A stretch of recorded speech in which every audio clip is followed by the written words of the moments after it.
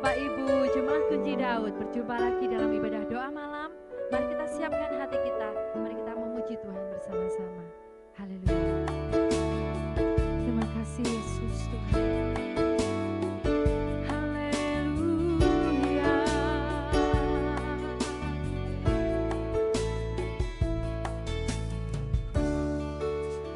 Dekat padamu itu rinduku,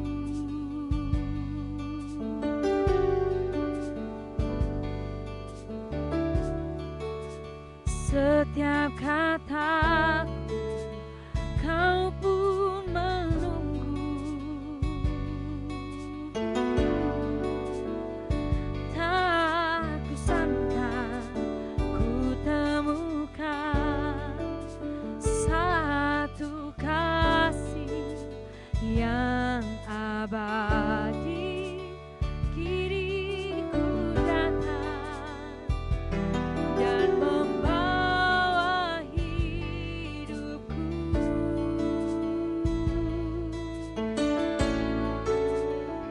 memandang wajah,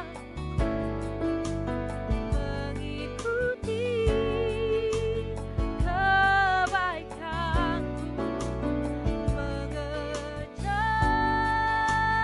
hadirmu di dalam hidupku,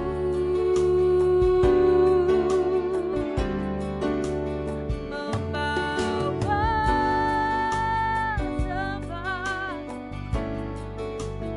menyatakan kebesaran, mengejar hadirmu di dalam hidupku. Oh, dekat padamu Tuhan. Haleluya. Dekat padamu itu rinduku. Oh, setiap kata kau pun menunggu, tak kusangka ku temukan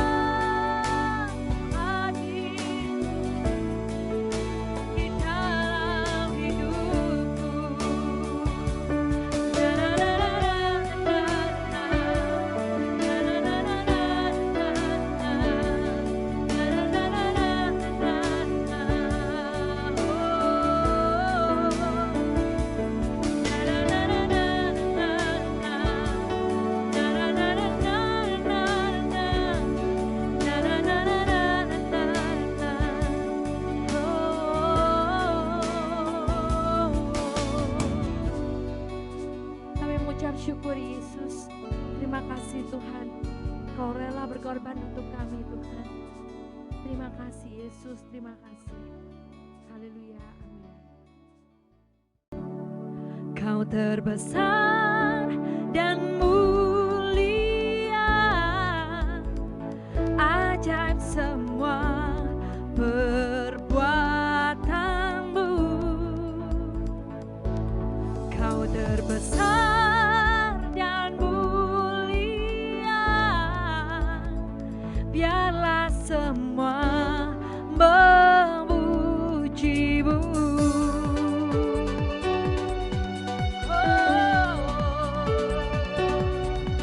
Terima kasih Yesus. Segenap hati kami, segenap hati aku memuji, segenap jiwa aku bernyanyi, karena Roh-Mu ada dalamku Tuhan.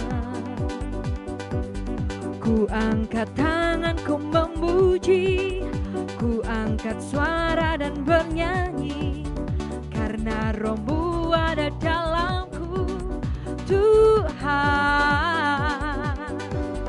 Mari menari memuji, ungkapkan sukacita di hati. Oh, Kau terbesar dan mulia, ajaib semua perbuatanmu.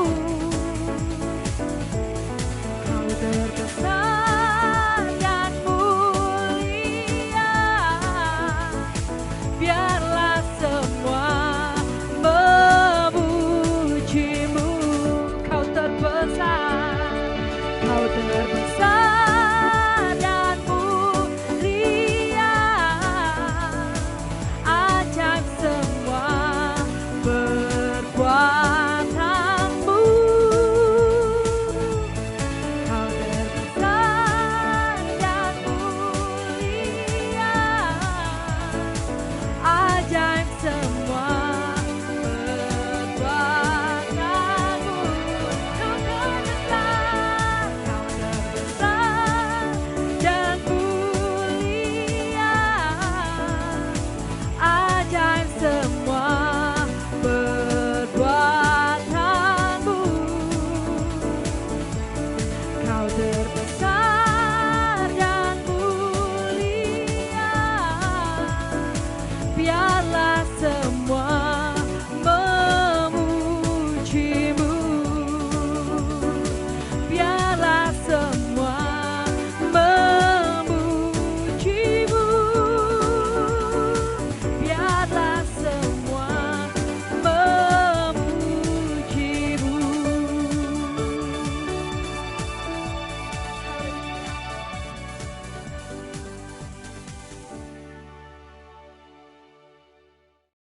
Shalom Bapak Ibu, dimanapun Anda berada, pastinya di rumah ya, karena dengan kondisi seperti ini kita harus mengurangi aktivitas, nggak boleh jalan-jalan yang nggak perlu. Jadi kalau memang diperlukan dan penting, boleh keluar rumah. Dan sekarang kita akan menikmati doa malam, meskipun online saya percaya urapannya tetap sama, berkat-berkatnya juga tetap sama.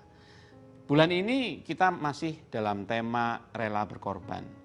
Jadi mulai dari awal bulan Bapak Gembala sudah sampaikan dan juga beberapa pembicara sebelum saya juga sampaikan tentang konsep rela berkorban. Dan seperti biasanya kita akan juga melihat dari firman Tuhan yang diambil dari Filipi 4 ayat 16-17. Kita akan baca bersama-sama. Karena di Tesalonika pun kamu telah 1-2 kali mengirimkan bantuan kepadaku. Tetapi yang kuutamakan bukanlah pemberian itu melainkan buahnya, yang makin memperbesar keuntunganmu.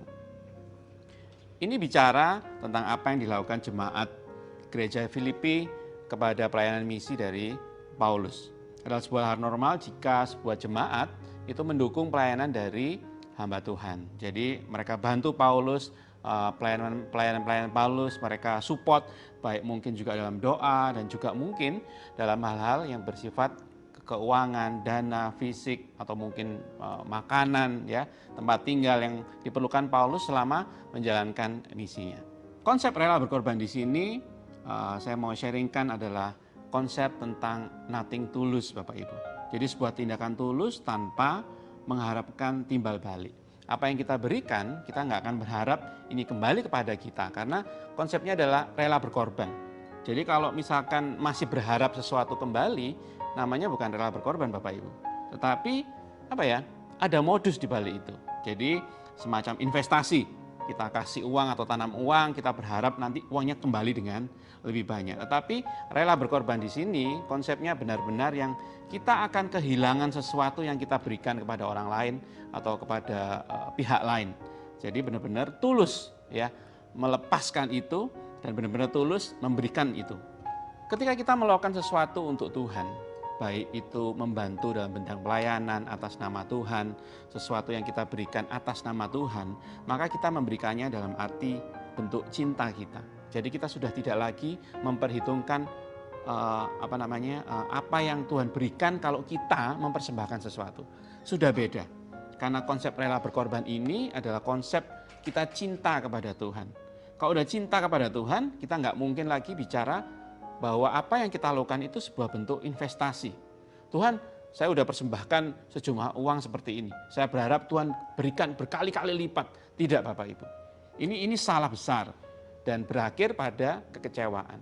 Tetapi ketika Bapak Ibu benar-benar tulus tanpa modus, tulus benar-benar mau berkorban, maka kita akan melihat hal-hal yang berbeda, kita akan melihat hal-hal yang di luar pikiran kita, Tuhan sediakan bagi kita. Rela berkorban ini juga bicara tentang sikap hati. Jadi tidak melulu bicara tentang persembahan atau perpuluhan atau apa yang kita berikan kepada gereja. Tidak, Bapak Ibu. Karena konsep rela berkorban ini sebenarnya adalah sebuah SOP, ya, Standard Operating Procedure. Jadi kalau di pabrik-pabrik, di kantor-kantor besar, itu mereka punya yang namanya Standard Operating Procedure di mana mereka harus lakukan itu. Ketika Bapak Ibu menerima Yesus sebagai juru selamat dan follow Jesus, ya, mengikuti Dia, maka SOP-nya itu rela berkorban. Bahkan Tuhan Yesus ini sudah bilang, siapapun yang mengikut aku akan dibenci oleh dunia. SOP dari sebuah mengikut Yesus. Jadi dalam konsep rela berkorban ini, setiap orang-orang yang mau mengikut Yesus, pasti mau tidak mau, rela tidak rela, harus punya konsep rela berkorban ini. Rela berkorban ini Bapak Ibu harus siap, ya. Yang berkorban itu tidak hanya dalam bentuk fisik saja, tapi banyak sekali yang tidak terhitung jika kita juga rela berkorban dalam bentuk apa? Perasaan kita. Rela berkorban dalam bentuk hati kita. Nah, siap Bapak Ibu untuk rela berkorban untuk Tuhan Yesus? Nah, kita akan sama-sama belajar, ya. Kita siap, ya, rela berkorban, siap korban perasaan pasti. Siap korban disakiti hatinya, ya. Ini kita harus siap. Bahkan saking siapnya Bapak Ibu tidak akan merasa disakiti atau merasa tersinggung. Karena sudah tahu bahwa ini adalah sebuah syarat mengikuti Tuhan Yesus. Salah satu dari konsep rela berkorban ini adalah ketika kita menyatakan kebenaran. Terutama ya memang kebenaran firman Tuhan.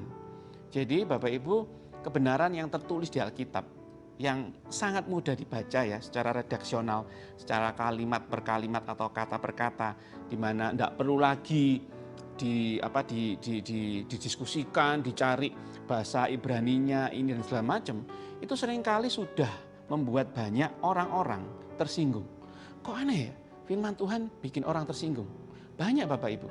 Terutama orang-orang yang menganggap bahwa perbuatannya itu benar menurut dia sendiri. Oh baik kok, saya korupsi itu nggak apa-apa. Nah, kalau sudah seperti itu, kalau kita ingatkan, Pak jangan korupsi, dia akan tersinggung.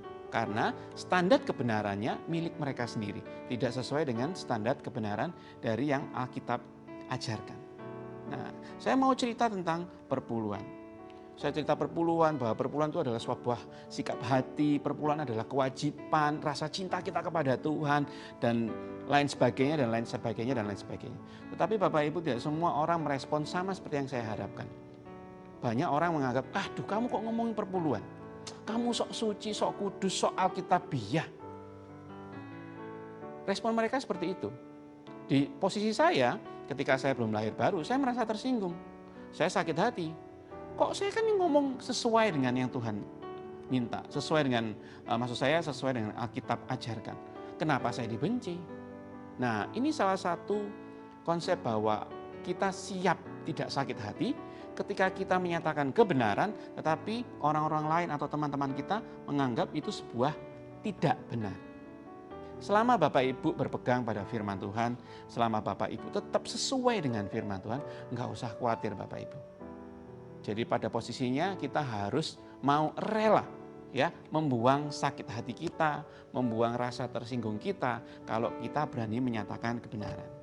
Salah satu pengalaman yang dulu sekali membuat saya jadi kepikiran awal-awal itu adalah ketika saya berani menyatakan kepada teman-teman saya bahwa merokok itu tidak baik.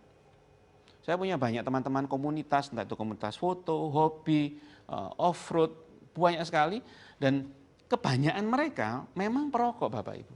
Dan saya bilang sama mereka merokok tidak baik.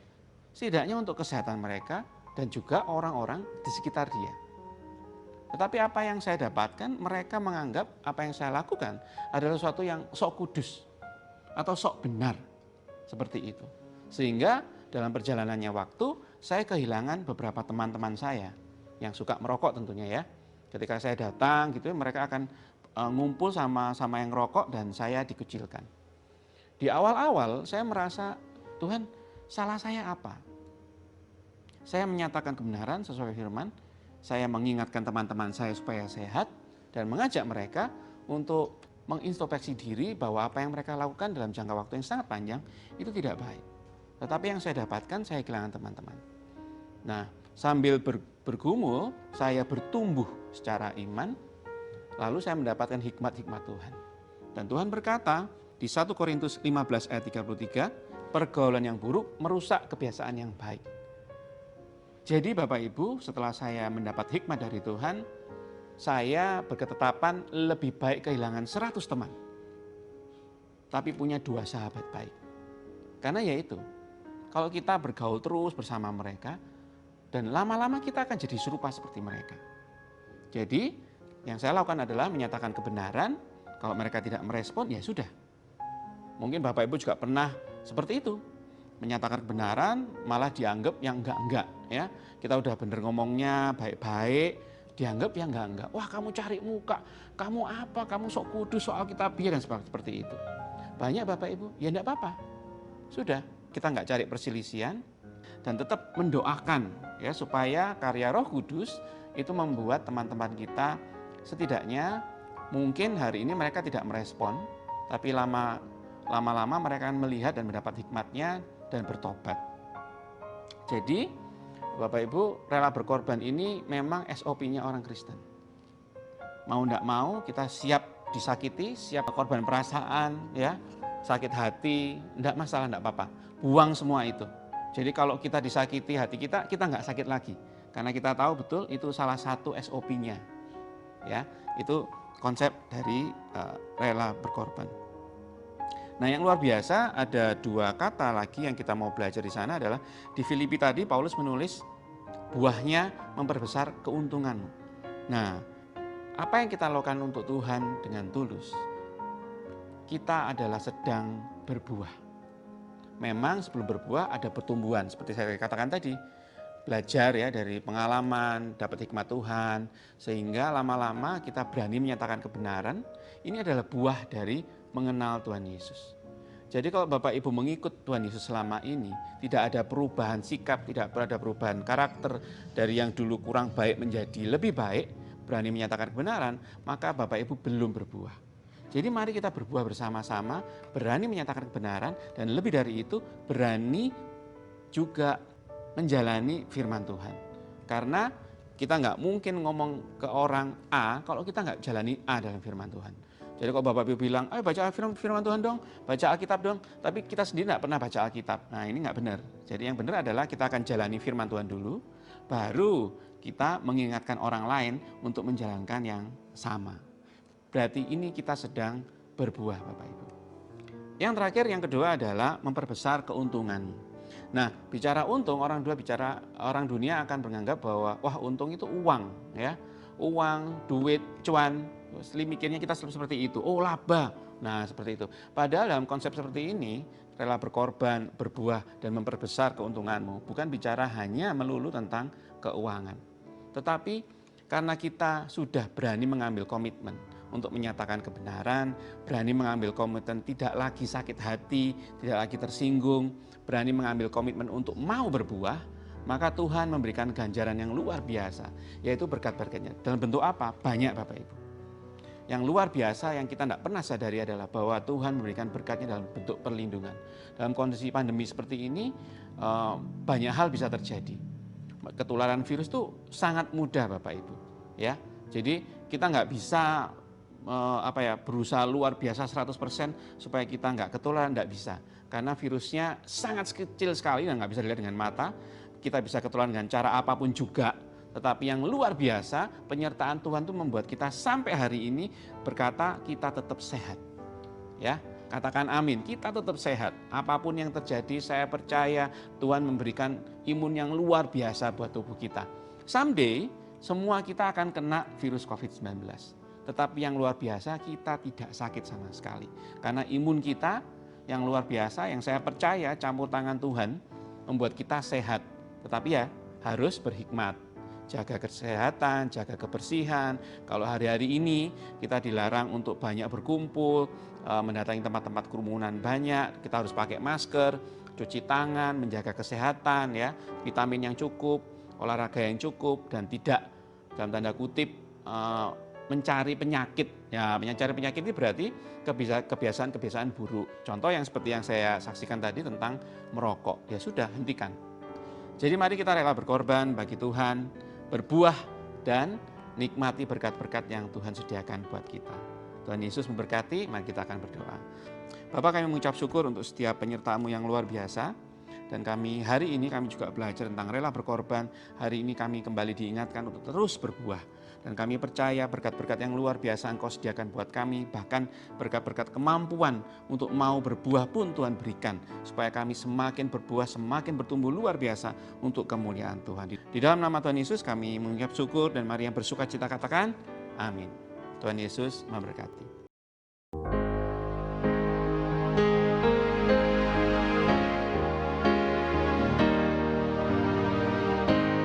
Bila